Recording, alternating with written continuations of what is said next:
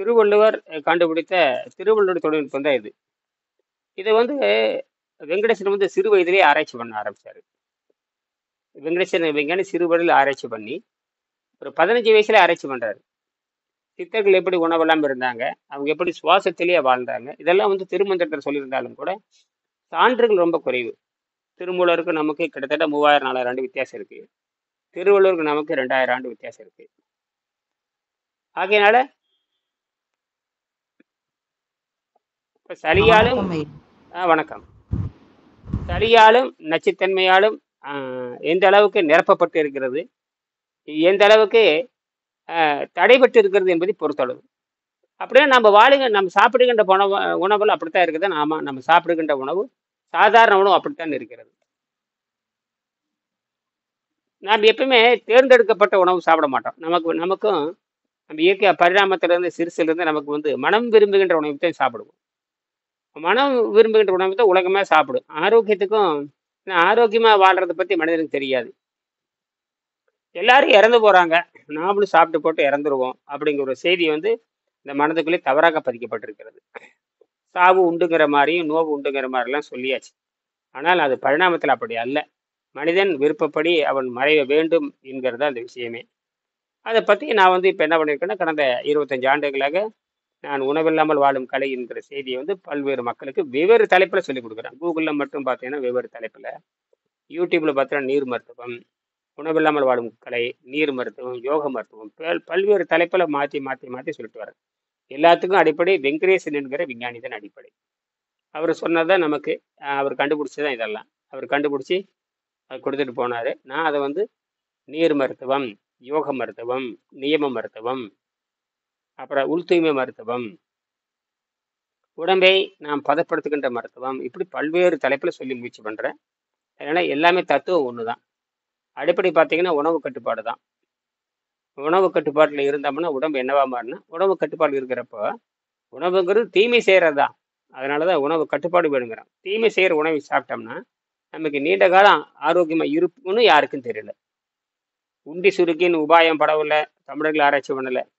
தமிழர்களுக்கே தெரியாத பொழுது உலகத்தில் வேற யாருக்கும் தெரியறதுக்கு வாய்ப்பு இல்லை. அது சித்தர்கள் இங்கே மட்டும்தான் தோன்றினார்கள்.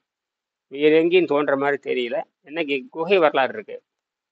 ஒரு சுத்தமான தண்ணீரும் காற்றும் கிடைச்சதுன்னா யோகிகள் இந்த இடத்துக்கு போனாங்கன்னா திரும்பி வரமாட்டாங்க. இது மிகப்பெரிய ஆராய்ச்சியான உண்மை. அதனால தான் விண்வெளியை மனித சமூகம் ஆக்கிரமிக்க வேண்டும் எழுதினாரு.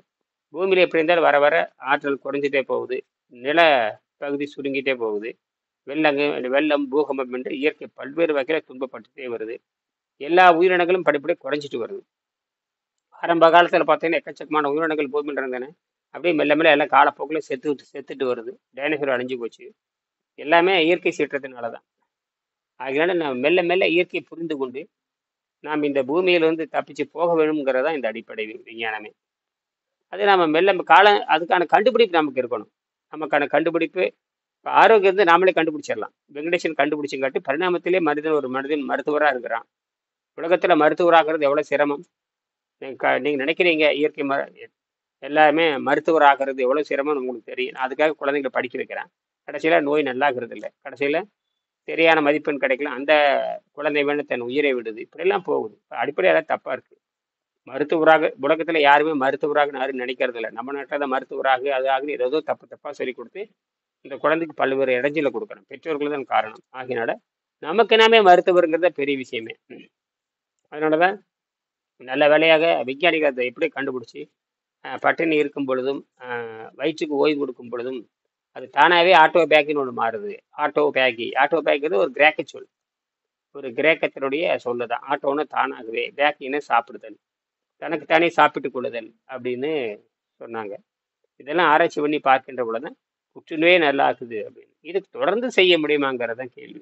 தொடர்ந்து தான் சித்தர்கள் செஞ்சிருக்கிறாங்க. அவங்க பசி தாகத்தை கட்டுப்படுத்தி விருப்பப்படி அவங்க மரணத்தை இயற்கை மரணம் அதுதான் உண்மையான மரணம்னு சொல்லுவாங்க. ஆனால் இப்போ நடக்கிறதுல உண்மையான மரணம் இல்லை. இப்போ நான் தொடர்ந்து இதை பற்றி பேசுவோம். வாங்க. இங்கே ஒரு இது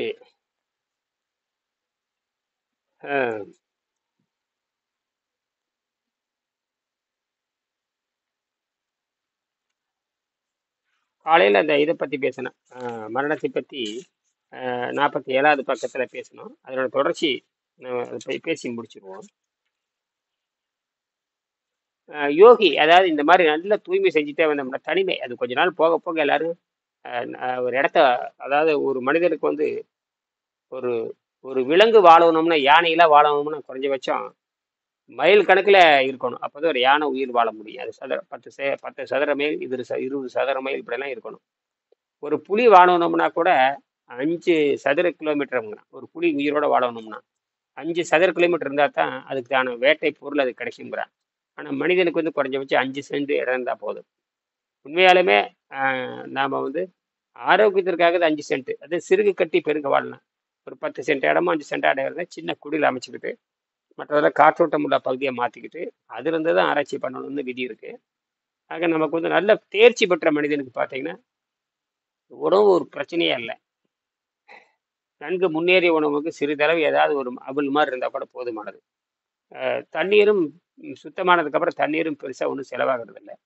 சுத்த காற்று தான் நமக்கு தேவை. சுத்த காற்று, நைட்ரஜன், ஆக்சிஜன், தூய்மையான பகுதி, தனிமை, தூய்மை. தனிமையில் இருந்தால் தான் நிச்சயம் எல்லாமே ஆரோக்கியத்தை பெற முடியும். கூட்டாக இருந்து ஆரோக்கியத்தை பெற முடியாது. என்ன பண்ணால் அதை இழுத்துட்டு போயிடும். இந்த கூட்டாக இருந்தோம்னா பல்வேறு சிந்தனைகள், பல்வேறு சலசலப்புகள் வந்துக்கிட்டே இருக்கும். முடிஞ்ச அளவுக்கு தனிமையிலிருந்து செய்கின்ற பொழுது உங்களுக்கு எல்லா ஆரோக்கியம் கிடைக்குது. அதனால தான் வள்ளலார் கூட பசித்திரு தனித்திரு விழுத்திருன்னு சொன்னார். அந்த பசித்திரை விட அந்த தனித்திருத்தல்ங்கிறது ரொம்ப முக்கியமானது. அவர் தனிமையாக தான் எல்லாம் செஞ்சிருக்காரு. அது நல்லா தெரியுது. அதனால என்னோட 5 சென்ட் நிலம் அவர் பார்த்தீங்கன்னா நான் போய் ஒரு 5 சென்ட் இடத்த வச்சுக்கிட்டு ஒரு பெரிய செவரு மாதிரி எழுப்பிட்டு அதில் தான் அவர் எல்லா முயற்சியும் பண்ணியிருக்காரு. அவை அந்த யோகியை அதாவது அந்த தனிமையில் இருக்கும் பொழுது பார்த்தீங்கன்னா கைவிடப்பட்ட அதாவது முயற்சி செய்து கைவிடப்பட்ட அது ரொம்ப ஆச்சரியமா இருக்காது. என்னன்னு நமக்கு புரியல. இருந்தாலும் இந்த மாதிரி நிறையரும் முயற்சி பண்ணியிருக்காங்க. யோகா பயிற்சியில் ஆரோக்கியமாக முயற்சி பண்ணுறவன், மூச்சு பயிற்சி பண்ணி போனவன், தியானம் படியில் நிறைய பேர் இருப்பாங்க. இதெல்லாமே பார்த்தீங்கன்னா அகத்தூய்மை செய்கின்றவனுக்கிட்ட வந்து உட்காந்து அவனுக்கு உதவி செய்யும்னு சொல்கிறாங்க. இது எந்த அளவுக்கு அப்படின்னு இப்போ நான் முடிஞ்ச அளவுக்கு தனியாக தான் இருக்கிறேன். அது எந்த அளவுக்கு உதவி இப்போ தொடர்ந்து முயற்சி கூட இப்போ நாம் வந்து தெய்வத்தால் ஆகாதேன்னு முயற்சி தொடர்ந்து முயற்சி பண்ணிகிட்டே இருக்கிறேன். யார் கேட்டால் என்ன கேட்கட்டேன்னு நான் பாட்டுக்கு என்னுடைய கடமை செஞ்சுக்கிட்டே இருக்கிறேன். அந்த மாதிரி ஏதோ ஒரு இருக்கலாம். ஆனால் இருந்தாலும் தன்னுடைய முயற்சி இல்லைன்னா எதுவும் நடக்க போகிறது இல்லை. ஒரு தனி மனிதனோட முயற்சி இருக்கணும். அப்போ தான் அந்த விதியினுடைய நீல அகலத்தை பார்க்கலாம். சூழ்ச்சியால் வெல்ல முடியாது.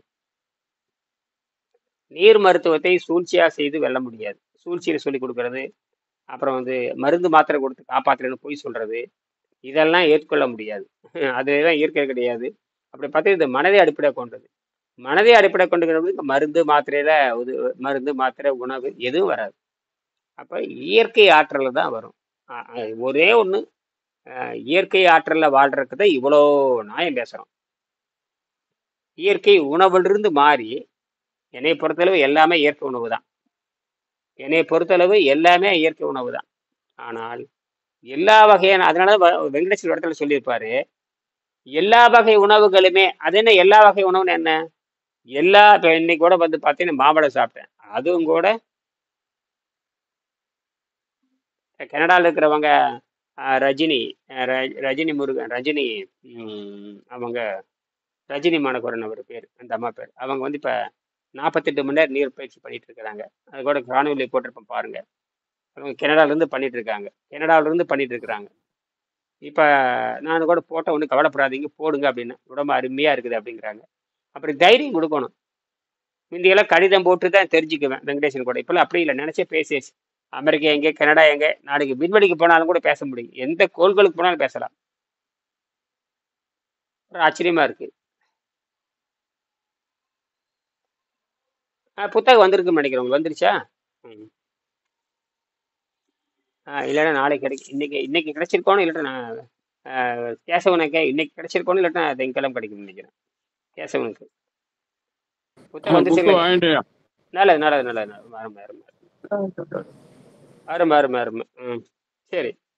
அப்போ அவர் கேசவனுக்கு கூட சொந்த பூமி இருக்கு இல்லையா? வீட்டுக்காராமுடைய பூமி இருக்கு இல்லையா? அவங்க கண்ட்ரோல். அதாவது அவன் தனிமையிலிருந்து செய்கின்ற பொழுது பயிற்சியில பாதியில் விட்ட அந்த முமுஷுக்கள், அந்த அந்த ஃபோட்டான், அந்த ஒளித்துகள் வந்து அந்த அந்த தனிமையிலிருந்து செய்கின்ற பொழுது நல்ல இப்போ உணவு பழக்கத்தை விடுறது வந்து சாதாரண விஷயம் அல்ல. உணவு பழக்கத்தை விடுகின்ற பொழுது சாதாரண விஷயம் அல்ல. அந்த அந்த தூய சிந்தனை நமக்கு வருது. உணவு பழக்கத்தை விடுகின்ற பொழுது தூய சிந்தனை வருது. நல்ல காற்றும் நல்ல தண்ணீர் இருக்கிறப்ப ரத்தோட்டம் சுத்தமாகறப்ப மன அமைதி அடையுது. நல்ல தூக்கம் வருது. நல்ல அமைதி, நல்ல தூக்கம், ரத்த ஓட்டம். இப்போ ரத்த ஓட்டம் வந்துட்டாவே எல்லாமே நமக்கு சரியாகுது. அப்போ நம்ம எல்லாமே அது உள்ள வந்து எப்படின்னா இந்த ஒரு கெட்டு போனதை வந்து டியூன் பண்ணுற மாதிரி தான். ரேடியோவை வந்து சர்வீஸ் பண்ணி அப்படியே டியூன் பண்ணி, அப்புறம் அந்த காலத்து ரேடியோ பார்த்தீங்கன்னா டியூனிங் பண்ணி கொடுப்பாங்க. அந்த மாதிரி கெட்டுப்பான உடம்பு அதுவே டியூன் பண்ணிக்குது, சரி செய்கிறது. சரி செஞ்சு இயற்கையோடு வாழுகின்ற மாதிரி அது பார்த்துக்குது.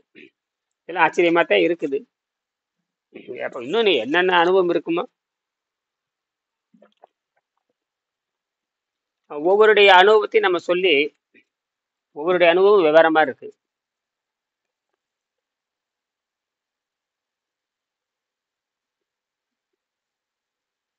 அதாவது இந்த இந்த பாதியில் தவறவிட்ட இந்த பாதியில் தவறவிட்ட முமுஷு, அது முமுஷுன்னு பேர் வைக்கிறாங்க. அது என்ன பொருள் நமக்கு தெரியல. முமுஷுங்கிறது என்னன்னு தெரியல. பாதியில் விட்டவங்களுக்கு வந்து முமுஷு அப்படின்னு பேர் வச்சிருக்கிறாங்க. அது வந்து தனிமையில் இருக்கிறவனுக்கு வந்து உதவி செய்யுங்கிறாங்க.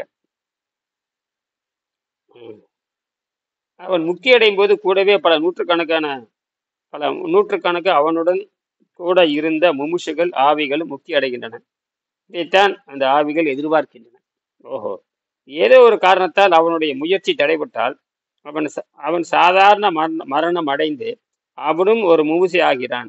யோக பயிற்சியில் ஈடுபடும் ஒருவன் அந்த செயலில் தவறிவிட்டான் என்றால், யோக பயிற்சியில் ஈடுபடுறான், அது சரியா தவறிட்டான்னு வச்சுக்க. யோக பயிற்சியில் ஈடுபடுறான், ஆனா தவறிட்டான், ஏதோ ஒரு நோய் வந்து ஏதோ ஒரு விபத்துல இறந்துறான்னு வச்சுக்கோங்க. அவனுக்கு வந்து நல்லவர்கள் கைவிடுறது இல்லைங்கிறாங்க. பார்ப்போம். அவனை தேவர்கள் ஒரு நாளும் தேவர்கள் வேறு தெய்வம் வேறு கைவிடுவதில்லை. மேற்படி கட்டுரை பல செய்திகளை பல நிலைகளில் ஆராய்ந்து என்னால் எழுதப்பட்டது. இப்போது வயது எனக்கு 76. இதுதான் அவர் சொல்லக்கூடிய கடைசி வார்த்தை. ஆகையினால அத்வைத சித்தாந்தத்தை மனிதனே தெய்வம் என்று வலியுறுத்துகிறது. இந்தியாவில் 4 எல்லைகளிலும் மடங்களை நிறுவினார். ரொம்ப எளிமையாக வாழ்ந்தார். இதுதான் பசித்திரு, தனித்திரு, விழித்திரு. இதுதான் நாம் செய்ய வேண்டிய மருத்துவம். ஒரு மனிதன் ஒரு 100ஆம் பக்கத்தில் பார்த்தீங்கன்னா சொந்த மருத்துவராக இருப்பது எவ்வளோ பெரிய ஆச்சரியம் பாருங்க. 100ஆம் பக்கத்தில் கீழே பாருங்க. 100ஆம் பக்கத்தில் கீழே பார்த்தீங்கன்னா ஒரு 2 மருத்துவர்கள் சொல்றது அதான் பெரிய விஷயமே இருக்குது. அதாவது மருத்துவர்கள், ஒரு எம்பிபிஎஸ் மருத்துவர், ஒரு எம்டி, எம்பிபிஎஸ்ல உச்சகட்டமான மருத்துவர் எம்டி. அந்த எம்டி மருத்துவர் என்ன சொல்றாரு? ஆரோக்கியத்திற்கும் ரிச்சர்ட் சாமேஸ், இவர் பெரிய ஒரு மருத்துவர். அந்த செக்ஸ்டரின் போட்டோ எனக்கு கிடைக்கல. இவங்க 2 பேர் சேர்ந்தது அந்த புத்தகத்தை எழுதுறாங்க, ஹீலிங் வித் மைண்ட் பவர். அந்த புத்தகத்தில் பார்த்தீங்கன்னா கடைசி பக்கத்தில் நீங்கள் என்னவாக இருக்கிறீர்கள், யாராக இருக்கிறீர்கள், இந்த புத்தகத்தை, அதாவது இந்த ஹீலிங் வித் மைண்ட் பவர் என்ற புத்தகத்தை படித்து நீங்கள் என்னவாக இருக்க போகிறீர்கள் அப்படின்னு கேட்குற அந்த 100ஆம் பக்கத்தில் பார்த்தீங்கன்னா அடிக்கடி நீங்கள் நினைவு வச்சுக்கணும். எல்லாரும் மருத்துவராக மாறுறீங்க. அதாவது உணவும் மருந்தும் இல்லாத மருத்துவர் உலகத்தில் இதான். ஒன்றா மருத்துவர் என்ன பண்ணுவாங்க, மருந்து மாத்திரை கொடுப்பாங்க, உணவை பற்றி பேச மாட்டாங்க. எந்த ஒரு மருத்துவர் போனாலும் எதை வேணாலும் தின்னுக்கோம்பான். ஏன்னா அவனுக்கு வியாபாரம் நடக்கணும், அப்படித்தானே? என்ன வேணாலும் தின்னுக்கோம்பான், அவனுக்கு மருந்தும் கொடுப்பான். அப்புறம் அவன் எப்படி மருத்துவராக இருக்க முடியும்? இங்கே நம்ம மனதை அடிப்படையாக கொண்டது. ஆக நான் அதனால தான் யோக முறை அப்படிங்கிறாரு. நான் யோக மருத்துவம்னு பேர் வச்சேன். ஆரம்பத்தில் யோக மருத்துவம்னு பேர் வச்சேன். இப்போ அதிலிருந்து மாற்றி நீர் மருத்துவம்னு பேர் வைக்கிறேன். அங்கே 70ஆம் பக்கத்தை 100ஆம் பக்கத்தை பார்த்தீங்கன்னா என்ன சொல்லியிருக்கான்? 100ஆம் பக்கத்தில் அதாவது the more explore yourself in the light of what is contained in this book. இந்த புத்தகத்தில் என்ன சொல்லப்பட்டு இருக்கிறது, இந்த புத்தகத்தில் என்ன இருக்கிறது அப்படின்னு தான் கேள்வி. இந்த புத்தகத்தை புரிந்து கொண்டு நீங்கள் எந்த அளவுக்கு முயற்சி செய்கிறீர்களோ, எந்த அளவுக்கு முயற்சி செய்கிறீங்க? இங்க பாருங்க, ஒரு மனிதன் புனிதமான ஆரோக்கியத்தை விரும்புகின்ற ஆணோ பெண்ணோ உடலோடு சேர்ந்த உள்ளமும் சேர்ந்த ஆரோக்கியத்தை பெற விரும்புவார். சொல்றது யாருங்க? ஒரு எம்எஸ் டாக்டரும் எம்டி டாக்டர். இந்தியாவில் எந்த எம்எஸ் டாக்டர் எம்டி டாக்டர் அப்படி பேசவே முடியாது.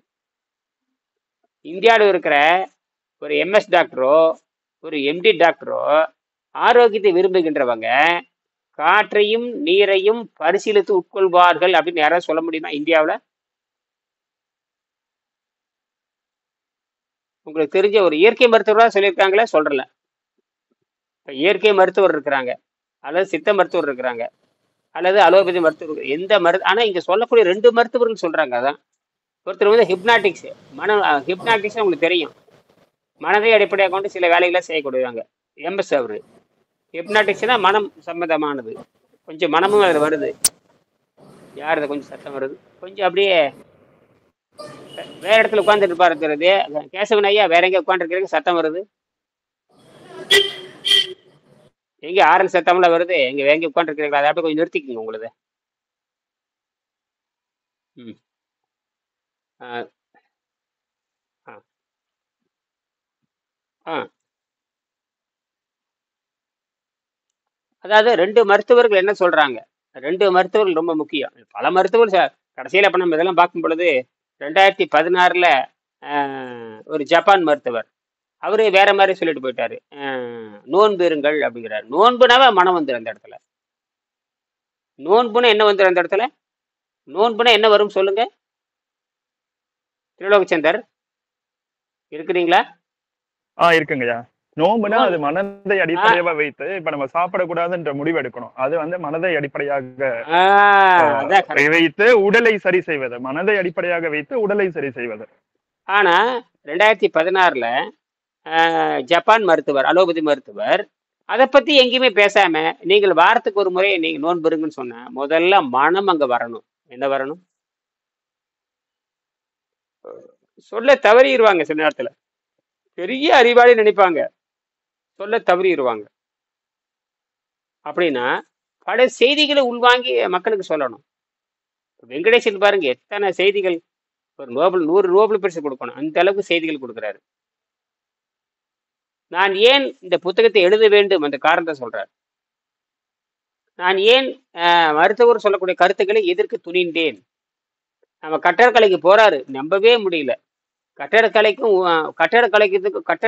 மருத்துவத்துக்கு என்ன தொடர்புங்க? கட்டடக்கலை அது தமிழர்கள் இயற்கை சட்டத்தை புரிந்து கட்டடக்கலை எழுதியிருக்காங்க.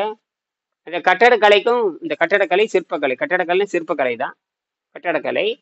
அப்புறம் வந்து வானியல் கலை, மந்திரக்கலை, இந்த 3மே தமிழர்களுக்கு தெரிந்திருக்குது. அதுல அந்த சிற்பக்கலை வந்திருக்கு, சிற்பக்கலை வந்துருச்சு. அதுல இதெல்லாம் தொகுத்து வழங்கி இருக்கிறாரு மையன் என்கிறார். அவர் 15ஆம் ஆண்டு.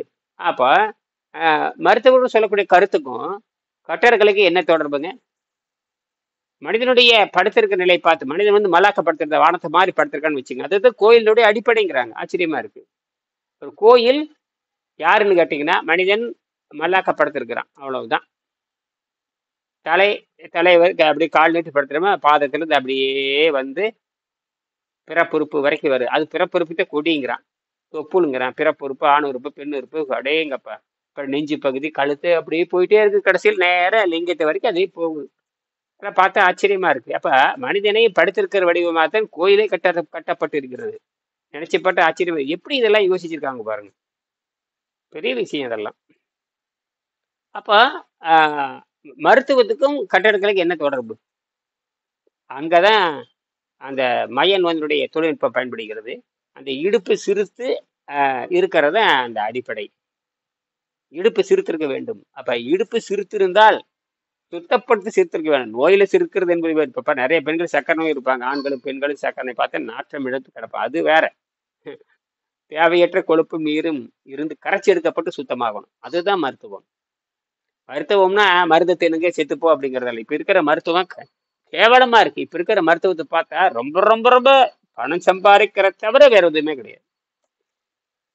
மேலை நாட்டுல அப்படிலாம் பணம் சம்பாதிக்க முடியாது. மேலை நாட்டுல பணம் சம்பாதிக்க முடியாது. அவங்க கொடுக்குற சம்பளத்தோட இங்கதான் வந்து வியாபாரம். மேலை நாட்டுல எல்லாம் கொன்னே போடுவாங்க.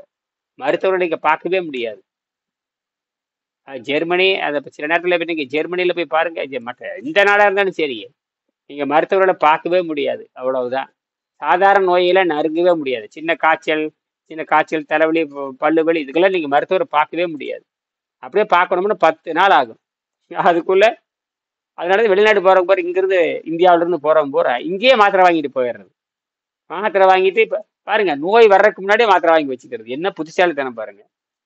அங்க போய் யாரையும் பார்க்க முடியாது இல்லையா? மாத்திரையை போட்டு ஓடுறது. இது ரொம்ப ரொம்ப மோசம். என்ன பண்றது? இப்படித்தான் பொழப்பெல்லாம் போயிட்டு இருக்குது. அப்படின்னா அந்த மருத்துவர் 2 பேர் சொல்றாங்க, அப்ப எல்லாரும் காற்றை நீரையும் பரிசீலித்து உணவாக எடுத்துக்கணும். காற்று வந்து சுத்தமா இருக்கணும், ரொம்ப முக்கியம். அப்புறம் பரிசீலித்து உட்கொள்ள வேணும். இது இயற்கையில் இருக்கிற முறை தான். இதுதான் யோகம்.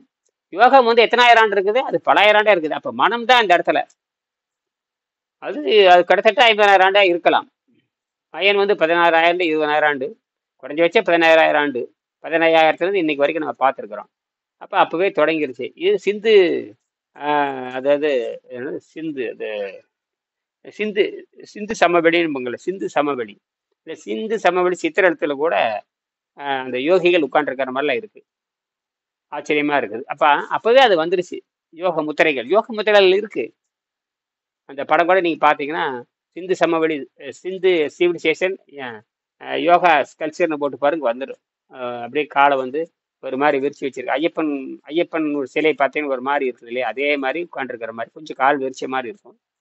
அந்த மாதிரி ஒரு சிற்பம் இருக்குது. அதை பத்தி நிறைய பேர் சொல்லியிருக்காங்க. இது யோக முறை தான் அது உறுதிப்படுத்தியிருக்காங்க. இல்லாட்டா அந்த மாதிரி இருக்கணுங்கிற அவசியம் இல்லை. அப்ப நமக்கு பலாயிரம் ஆண்டுகளா இருந்திருக்கு பாருங்களேன். அதனால நம்ம எல்லாரும் மருத்துவராகிறோம். அது பெரிய விஷயம். ஏன்னா மருத்துவராகிறதுனா இன்னைக்கு சாதாரண விஷயம் இல்லை. ஒவ்வொருத்தரும் மருத்துவராகிறதுக்கு என்ன கனவு கண்டுட்டு இருக்கிறாங்க. நாம் என்ன பண்ற, ஜாலியா இருக்கிறோம். எந்த கவலையும் எல்லாம் இருக்குது. எனக்கு இதை பத்தி கவலையே கிடையாது. எப்படி நான் மருத்துவராக இருக்கிறேன், நான் மருத்துவராக இருக்கிறேன். எங்க வீட்டுக்காரிக்கு நோய் வந்தானே வரட்டேனே, எனக்கு நோய் வராமல் இருந்தா சரி, அவ்வளவுதான் விஷயமே. அப்படித்தானே திருலோகச்சந்தர்? அப்படித்தானே? ஆமாங்கய்யா. இது இப்ப நீங்க சொன்னீங்களே அந்த கருத்து, மனித உடலும் டெம்பிளோட ஸ்ட்ரக்சரும் போட்டு பார்த்துட்டு இருக்கேன். ChatGPTல நிறைய இன்ஃபர்மேஷன்ஸ் கொடுக்குது. அதுவும் ஆச்சரியமா இருக்கு. எப்படித்தான் இதெல்லாம் கண்டுபிடிச்சானுங்களே தெரியல. தமிழர்கள் மிகப்பெரிய அறிவாளிகள். அப்பா, நீ தாஜ்மஹாலை நான் தாஜ்மஹாலை போய் பார்த்தேன். அதுல என்ன இருக்கு? தாஜ்மஹாலை பார்க்கறப்ப அது ஒன்றும் இல்லை. அதுவும் வாய் புடந்துட்டு பார்த்துட்டு தான் இருந்தேன். அதே எங்க அப்பா வானலாவிய கட்டடங்கள் அதெல்லாம் இருக்கு. ஆனால் இந்த கோயில் அப்பா, அது ஒரு சமாதி, செத்துப்போன இடம் தான். அது செத்துப்போன ஒரு சமாதிக்கு அவர் கட்டியிருக்க. அது என்னவா இருக்கட்டும். அவர் ஆக்ரா கோட்டை எல்லாம் பார்த்தேன். தாஜ்மஹாலை போய் பார்த்தேன். இருந்தாலும் பிரமிடில் கூட ஒன்றும் கிடையாது. இதுதான் பிரமிடே இங்கிருந்து போனது தான். அந்த உச்சி கோபுரம், பிரமிடும் கோபுரம் ரெண்டும் ஒண்ணுதாங்க. தஞ்சாவூர் கோயில் வந்து பிரமிடு தான். அதே மாதிரி அவன் செத்து போனது கேட்கிற, நம்ம இங்க வந்து யோகிகளுக்கு வச்சிருக்கிறோம். யோகிகள் சமாதிக்கு தான் நம்ம கோயிலே கட்டுறான். அவன் செத்து போனவன் கோயில் கட்டுறான். ஆனா என்ன வித்தியாசம் பாருங்க, ஒத்து போது பாருங்க. ஒரு சின்ன வித்தியாசம். இந்த யோகிகள் உடம்பை பதப்படுத்துறான், அவன் செத்து போய் உடலை பதப்படுத்துறான். எதை புரியுதான்னு பாருங்க. அவன் செத்து போனதுக்கு அப்புறம் யோகை பதப்படுத்தி அந்த பூமிக்கு அதுக்குள்ள வச்சிடறான். யோகி தன் உடம்பை பதப்படுத்தி உயிரை விடுறான் பாருங்க. எப்படி பொருந்தி போகுது பாருங்க. புரியுதுங்களா கேசவன் அல்லது மகேஸ்வரிக்கு புரியுதா?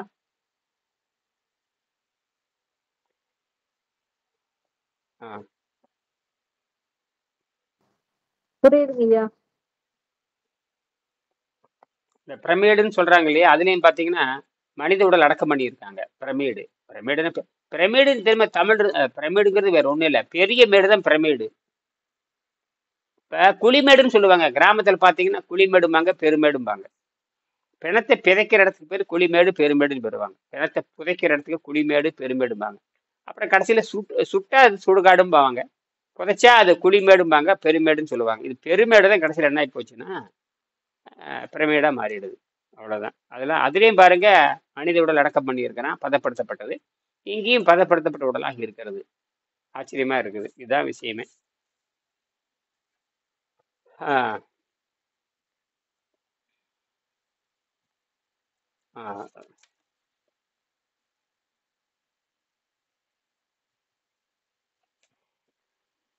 அதுதான் அந்த நீங்கள் என்னவா இருக்கிறீர்கள், அந்த 100ஆம் பக்கத்துல பாத்தீங்கன்னா இருக்குது பாருங்க. கீழே 100ஆம் பக்கத்துல அப்படியே படிங்க.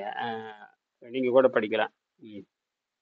திருவள்ளுவர் சேர்ந்தார் 100ஆம் பக்கம் கீழே மட்டும் படிங்க. இந்த புத்தகத்தை புரிந்து கொண்டு இந்த புத்தகத்தை புரிந்து கொண்டு ஐயா நான் வெளியே இருக்கேங்கய்யா. இப்போ கையில புத்தகம் இல்ல, ரூம்ல இருக்கு. இப்பதான் வெளியே வேண்டாம், வந்தேன் நானு. நானே படிச்சிட விடுங்க. இந்த புத்தகத்தை புரிந்து கொண்டு நீங்கள் எந்த அளவுக்கு முயற்சி, எந்த புத்தகம்னா இந்த ஹீலிங் வித் மைண்ட் பவர், இந்த புத்தகம். அந்த புத்தகத்தை நம்ம எதிலிருந்து எடுத்து போட்டிருக்கோம், அவ்வளவுதான். இந்த புத்தகத்தை நீங்க எடுத்து படிக்கணும். ஆக நாம் எடுத்துக்கொண்ட கருத்தை வலிமைப்படுத்துறதுக்காக பல அறிஞர்களோட ஆராய்ச்சிகளோட தத்துவம் இருக்கணும். அப்பதான் வந்து ஒரு மனிதன் தன்னை சரி செய்ய கொள்ள முடியும். எப்பொருள் யார் யாருக்கு ஏற்படும் அப்பொருள் மேற்படும் காணும். யாரும் ஒரு தனிப்பட்ட சொத்தா கருத முடியாது. உணவில்லாமல் வாழும் கலைங்கிறது ஒரு தலைப்பு தான் வருதே தவிர இது இருக்கிற நூற்றுக்கணக்கான மக்களுடைய கருத்து தான் இது. தலைப்பு வேணும் இல்லையா? நூற்றுக்கணக்கான பேர் கொடுத்தாலும் கூட, இப்ப நான் வந்து நீர் மருத்துவம்னு பேர் வச்சிருக்கேன். ஆனா விஷயம் எங்கிருந்து எடுத்திருக்கோம்? வெங்கடேசன் இருந்து எடுத்திருக்கோம். வெங்கடேசன் தான் இது முழுக்க முழுக்க. வெங்கடேசன் எங்கிருந்து எடுத்திருக்காரு? எக்கச்சக்கமான நூலை படிச்சிருக்காரு. ஒரு நூலை உடல் 25 வருஷத்துக்கு முன்னாடி சிந்திச்சிருக்காருன்னு பெரிய விஷயம்தான். அப்போ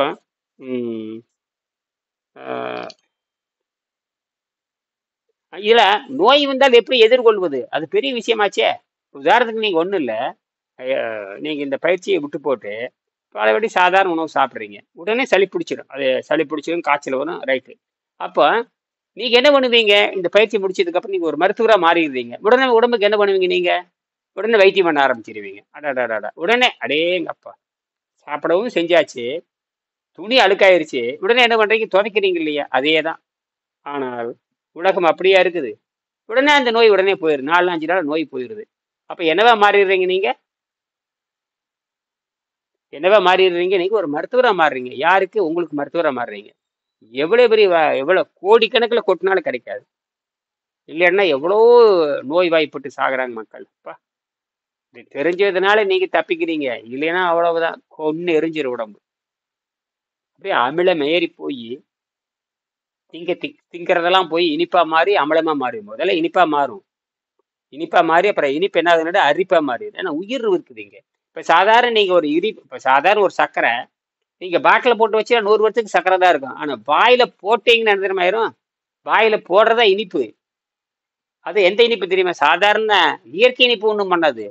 இந்த மாவு இனிப்பா மாறி அமிலமா மாறுது பாருங்க, அது யாருக்குமே தெரியாது. கொடூரமா மாறும். மாவு தான் இனிப்பா மாறுது, அது சர்க்கரை சேர்த்து. இப்ப சர்க்கரை நோய் சர்க்கரைங்கிறீங்க, அவன் சர்க்கரையாதுங்கிறான். பாத்தீங்கன்னா அவர் டீ குடிக்கிறப்ப சர்க்கரை வேண்டாம் மேடம், முண்டைமே நீ சாப்பிட்ற மாவு தான் இனிப்பா மாறுது. என்னதான் மாறுது?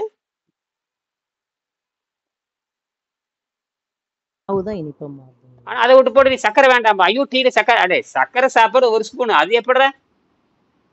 மாவு தான், நீ திங்கிற மாவு தான் நோயா சர்க்கரையா மாறுது. சர்க்கரையை மாறின உடனே அது என்ன கொஞ்ச நேரத்துல என்ன மாறு? அழுகி போய் அமிலமா மாறிடும், ஆசிட்டா மாறிடும். இல்ல அப்படின்னா உப்பா மாறிடும். அதுவும் ஆளை அரிச்சு கொண்டு போடும். உப்பா மாறிடும், அல்லது கொடூர புளிப்பா மாறிடும்.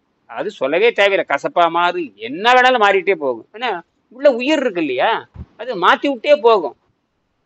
அதே ஒரு பாட்டில்ல ஒரு அமிலத்தை ஊற்றி வச்சா 100 வருஷம் ஆனாலும் அமிலம் அப்படியே தான் இருக்கும். ஏன்னா அதுக்கு உயிர் கிடையாது. அந்த உள்ள பாத்திரத்துக்கும் உயிர் கிடையாது, அதுக்கும் உயிர் கிடையாது. ஆனா நம்ம உடம்பு பல லட்சக்கணக்கான கிருமி இருக்கு, மாத்திக்கிட்டே இருக்கும். என்னது? மாத்தி மாத்தி மாத்தி மாத்தி மாத்தி மாத்தி மாத்தி மாத்தி கடைசியில அழுகி அழுகி அழுகி அழுகி அழுகி கடைசியில ஆளை கொண்டு போடும். இதுதான் நாம போடக்கூடிய. உள்ளே யாருது சத்தம் வருது? யாருது? மகேஷ் வருது சத்தம் வருதுன்னு நினைக்கிறேன்.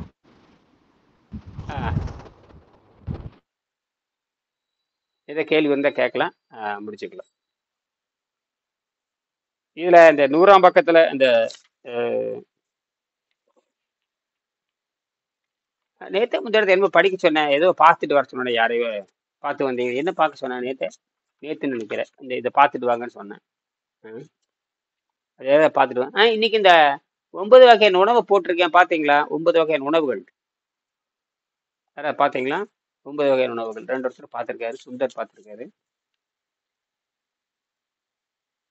பார்க்கறதுக்கு நேரம் இல்லையா? ஒவ்வொரு வகையான உணவு என்னென்ன பண்ணுது தமிழ்லேயே போட்டிருக்கேன், ஆங்கிலத்திலையும் போட்டிருக்கேன்.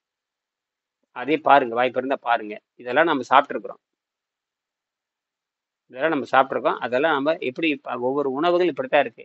நீங்க பிறர் சாப்பிடுகின்ற பொழுது உங்களுக்கே தெரியும், அடாடாடா என்ன நினைக்க ஆளாக போறோம் அப்படின்னு உங்களுக்கே தெரியும். இப்பதான் தெரியும். இதுக்கு முன்னாடி நீங்க அதை நம்ம சாப்பிட்டுருப்போம், வேண்டி விரும்பி சாப்பிட்டுருப்போம். இன்னைக்கு தெரியுது, அடாடா இதுதான் நம்மளை கொள்ளுது அப்படின்னு. சுத்தப்படுத்துகின்ற பொழுது அஹ், அந்த சக்தி உள்ள போகுது. இது அடுத்தவங்க நம்ப முடியாது. எப்படி உனக்கு சத்து வருதுன்னு கேட்கவே மாட்டாங்க. அது ஏன்னா அவன் மயக்கத்துல இருக்கு. சாராயம் குடிக்கிறவன் எப்படி அடுத்தவனை கேள்வி கேட்க மாட்டானோ, அதே மாதிரி சோறு திங்கிறவன் வந்து நீ தின்னையா இல்லையா கேட்கவே மாட்டாங்க. ரொம்ப கொடூரமா இருக்கும். எப்படி உயிர் வாழ்ற, உங்களுக்கு எங்கிருந்து சக்தி வருது அப்படின்னு நமக்கு கேட்கவே மாட்டாங்க. ஏன்னா ஒண்ணுமே தெரியாது. அப்ப சக்தி வரலன்னு நம்ம என்ன இறந்துருப்போமே. என்ன சாதாரண விஷயமா? அப்ப இயற்கையில் நமக்கு வந்து இவனை சாகவே விடாதுங்கிறதுக்காக எல்லா வகையான வடிவத்தையும் உடம்புல வச்சிருக்குது. எங்க போனாலும் மாறிக்கு. நாங்க ஆகாயத்துக்கு போனாலும் உடம்பு அங்க போனா மாறிக்கு. அதுக்கு தான் சைனாக்காரன் கூட நேற்று அனுப்பிச்சிருக்கான். சைனாக்காரன் தனியே விண்வெளி மையமே கட்டிக்கிட்டான். நேற்று 3 விண்வெளி வீரர்கள் அனுப்பிச்சிருக்கான். அவன் பாருங்க தனியாவே அவன் வந்து எல்லா சின்ன சின்ன உயிரினங்களை எடுத்துட்டு போயிருக்கிறான். அவன் கண்டுபிடிச்சு சொல்லிடுவான், அழகா கண்டுபிடிச்சு சொல்லிடுவான். இப்பவே ஆராய்ச்சி பண்ண ஆரம்பிச்சுட்டான். இவன்லாம் இந்த அமெரிக்கா, ரஷ்யா இவங்கெல்லாம் கண்டுபிடிச்சது இன்னும் ரெண்டு 3 வருஷத்துல அது வந்து அவ்வளவுதான், பயன்படாது. இப்போ புதுசா விண்வெளி மையம் அனுப்பிச்சு அங்க என்னென்ன உயிர் எப்படி எப்படி உயிர் வாழும் அப்படிங்கிற ஆராய்ச்சி பண்ண அது நமக்கு வந்துடும். எதுவுமே சாகாதாங்க. தகுந்த சூழல் அங்க இருந்ததுன்னா நிரந்தரமா அங்க உயிர்கள் வளர்த்த ஒரு தாவரத்தை செடிகளை தொடர்ந்து 6 மாசம் 1 வருஷம் அப்படியே மாறி மாறி அப்படி பண்ண ஆரம்பிச்சிருவாங்க. அங்க என்ன பண்ணுது என்ன பண்ண பார்த்து கண்டுபிடிச்சிட்டான்னா சுற்றுச்சூழலுக்கு தகுந்த மாதிரி தாவரம் தன்னை மாற்றிக் கொள்கிறது அல்லது கண்டுபிடிச்சிருவாங்க. இந்த மரபணுல என்ன மாற்றம், ஈ ஈ எறும்பு புழு பூச்சி எலி கிளி என்னென்னமோ கொண்டு போறானுங்க, எல்லாம் கண்டுபிடிச்சிருவானுங்க. உடம்புல நம்ம மரபணுவே கண்டுபிடிச்சிருவானுங்க. மரபணுவிலே நமக்கு பார்த்தீங்கன்னா பூச்சிகளுக்கு என்ன மரபணு இருக்கு, நம்மகிட்ட வந்து எக்கச்சக்கமான மரபணு இருக்கு, ஜீன்கள் இருக்கு. மரபணு ஜீன்கள் மைட்டோகாண்ட்ரி எல்லாம் ஒண்ணுதான். டிஎன்ஏ பேரு தான் வெவ்வேறு எல்லாம் பாக்டீரியானுடைய வெவ்வேறு பேரு தான். பாக்டீரியான்னு சொன்னா ஏதோ பாக்டீரியான்னு சொன்னா அது ஒரு சிலது மட்டும் குறிக்கன்னு நினைக்க வேண்டாம். எல்லாமே பாக்டீரியா தான். வெவ்வேறு பேர் வச்சு விட்டாங்க, அவ்வளவுதான். அதான் அவ வேலை செய்யுது. அதாவது நம்ம உடம்பே என்னங்கிறீங்க, பல ட்ரில்லியன் உடம்பே என்னங்கிறீங்க, பல கோடி கோடி கோடி பாக்டீரியாவா நேர்றது உடம்பே. எல்லாத பூச்சிகள் தான் பண்றது. நம்ம பாக்டீரியா இது எல்லாம் வந்து நம்ம உடம்பை தயார் பண்றது, வெப்பத்தை உண்டாக்குறது, நோயை உண்டாக்குறது எல்லாம் இதுதான். நம்மளோட உணவு பழக்கம் எப்படியோ அந்த மாதிரி தான் நம்ம தீர்மானிக்கிறது. அதெல்லாம் நல்லா படிங்க. இந்த 75ஆம் பக்கத்தை நல்லா பார்த்துக்குங்க. பார்த்து மனசுல வச்சுக்குங்க. நீங்கள் எந்த மாதிரி இந்த நோய் வந்தால் எப்படி எதிர்கொள்வீர்கள் என்ற உணர்ச்சியை நீங்கள் அடைவீர்கள். நீங்களே உங்களுக்கு வைத்தியராக இருப்பதில் பெரிய அழகும் சுதந்திரம் இருக்குது. அழகும் இருக்குது, சுதந்திரம் இருக்குது. நீங்க நினைச்ச பிரியாணி நீங்களாம் இந்த காய்கறி சாப்பிடலாம். அதெல்லாம் அவங்க வசதி வாய்ப்பு. நான் வசதியா இருந்தா தின்னு போட்டு சுத்தப்படுத்த வேண்டியதுதான். காய்கறி பிரியாணியை ஐயா சொல்ற மாதிரி, திருமார சொல்ற மாதிரி காளான் பிரியாணி சாப்பிட்டேன், நான் வடை சாப்பிட்டேன், பாயசம் சாப்பிட்டேன், சரி சாப்பிட்டேன்னு உடனே சுத்தப்படுத்த வேண்டியது தானே. முடிஞ்சா அவருக்கு நான் நாளைக்கு வர சொல்றேன். அவர் 2-3 நாள் ஆச்சு அவர் பார்த்து. நீங்களே உங்களுக்கு வைத்தியராக இருப்பதில் பெரிய அழகும் சுதந்திரம் இருக்கிறது. நீங்கள் யாராக இருக்கிறீர்கள், என்னவாக இருக்கிறீர்கள் என்று உணர்வதன் மூலம் முழுமையான ஆரோக்கியத்தில், அதான் முழுமையான ஆரோக்கியம். அது 3 வகையான ஆரோக்கியம். அதான் அந்த முழுமையான ஆரோக்கியம். ஆரோக்கியத்திற்கு அருகில் கொஞ்சமாக நீங்கள் நெருங்கி கொண்டிருக்கிறீர்கள். அந்த முழுமையான ஆரோக்கியங்கிறது என்ன தெரியுமா? உடல் மனம் உயிர். அதுதான். ஒரு டாக்டரும் ஒரு மனோ தத்துவ நிபுணரும் அதான் முக்கியம். ஒரு டாக்டரும் ஒரு மனோ தத்துவ நிபுணரும், அவர் எம்எஸ்சி பிளஸ் ஹிப்னாட்டிஸ் சயின்டிஸ்ட். ஹிப்னாட்டிஸ்னா மன சம்பந்தமான அப்படின்னு அர்த்தம். ஒரு எம்டி டாக்டரும் ஒரு எம்எஸ் டாக்டரும், இந்த 2 பேரும் சேர்ந்து எழுதியிருக்கிறது எவ்வளவு பெரிய விஷயம் பாருங்களேன். ஒரு மருத்துவம், ஒரு மருந்தை கொடுக்கிற மருத்துவர்கள் என்ன மாதிரிலாம் சொல்றாங்க பாருங்க, நம்பவே முடியாது. அதைத்தான் வெங்கடேசன் வாசகர்களுக்கு எழுதி போட்டார். இதை படிச்சங்கிறதான் எழுதி போறாரு. அப்போ ஒரு பக்கத்தை உடல் ஏற்றுறது எப்படித்தான் இந்த சொல்றாங்களே, இந்த சூப்பர் கம்ப்யூட்டர் குவாண்டம் கம்ப்யூட்டர் இந்த மாதிரி கண்டுபிடிச்சு கொடுக்கும். அந்த மாதிரி இவர் கண்டுபிடிச்சிருக்காரு. மூளையை அவ்வளவு வேகத்துல பயன்படுத்தியிருக்காரு. பொறுமையும் விடாமுயற்சியும் சகிப்புத்தன்மை, உணவில்லாமல் வாழும் கலை யோகமுறை என்ற புத்தகத்திற்கு பொருந்தும். இதை கற்பதால் ஏற்படும் நன்மைகள் இவை. இவை நன்மைகள் இவை தெரிவிக்கின்றன. மனத்தின் பூரண ஒத்துழைப்புடன் தான் ஒரு மனிதன் நீர் உணவில் நிலைக்க முடியும். அந்த மனதினுடைய ஒத்துழைப்பு இல்லைன்னா நீங்க பூரணமா நீங்க நீர் உணவுல இருக்க முடியாது. இதை கவனமாக கற்காவிட்டால் எதை நாம் இழக்கிறோம் என்பதை கீழே விளக்குகிறேன். தற்போதைய பல்கலைக்கழகங்களில் இப்போது சொல்லிக் கொடுக்கப்படாத இப்ப இருக்கிற இந்த பல்கலைக்கழகம் இதெல்லாம் கிடையவே கிடையாது. இதெல்லாம் கனவுல கூட நினைச்சு பார்க்க முடியாது. இப்ப நீங்களாம் மருத்துவர் ஆகணும், உங்களுக்கு தெரியுதா? நீங்களாம் மருத்துவர் ஆக போறீங்க அல்லது மருத்துவருக்காக முயற்சி பண்ண போறீங்க, இதெல்லாம் உங்களுக்கு தெரியுதான்னு பாருங்க. நீங்க போய் ஒரு மருத்துவர் ஆக முடியுமா? மருத்துவர் ஆகணும்னா அந்த தகுதி உங்களுக்கு இருக்கான்னு பாருங்க. ஆனா இதுல மருத்துவர் ஆக முடியும். எவ்வளவு ஒரு விஷயம் இது. கற்பனை கூட பண்ண முடியாது. நீங்கள் ஒரு மருத்துவர் ஆக போறீங்க அப்படிங்கிறது.